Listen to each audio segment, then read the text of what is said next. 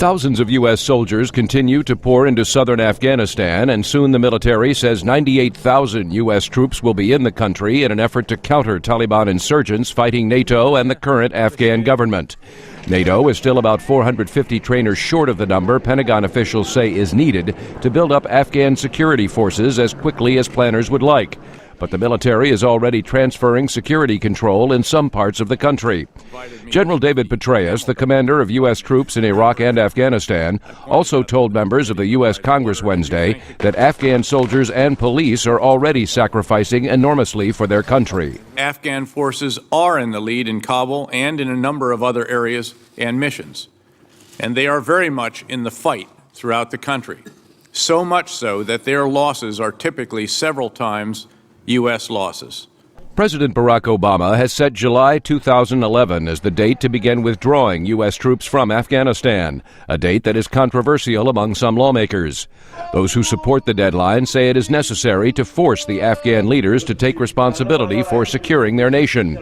Opponents say setting a date for beginning a military pullout sends a mixed message to Afghanistan and Pakistan.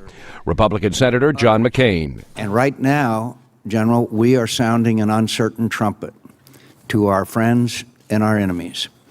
They believe that we are leaving as of July 2011. General Petraeus appeared fit and alert just one day after briefly fainting before the same committee, which led to a suspension of the hearing. Petraeus says it is important to emphasize to the people of Afghanistan that the United States has a long-term commitment to the country, and the withdrawal of American troops depends on security conditions on the ground. That is not the date when we look for the door and try to turn off the light, but rather a date at which a process begins.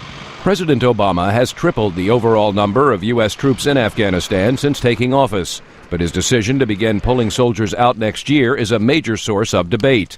Critics are concerned that progress in Afghanistan has been slower than expected.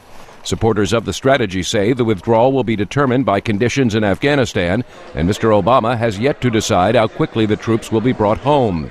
Undersecretary for Defense Policy Michelle Flournoy supports setting the withdrawal date. It is a point at which the end of the surge will be marked and a process of transition that is conditions-based will begin. Many lawmakers are concerned there are troubling signs in Afghanistan that are slowing the effort to turn over security responsibility to the Afghan government.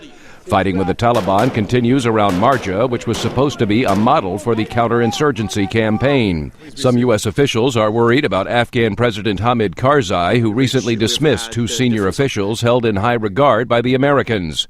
A major civilian military operation in Kandahar appears to be building more slowly than military planners had anticipated. Despite these problems, General Petraeus says the military's timeline remains on track. The conduct of a counterinsurgency operation is a roller coaster experience. There are setbacks as well as areas of progress or successes. Petraeus says in Afghanistan there is no hill where American troops will plant a flag and go home to a victory parade. The four-star general says the trajectory of the war has generally been positive, despite the delays and increasing casualty figures. An updated assessment of the war, now in its 9th year, is due in December. Meredith Buel, VOA News, Washington.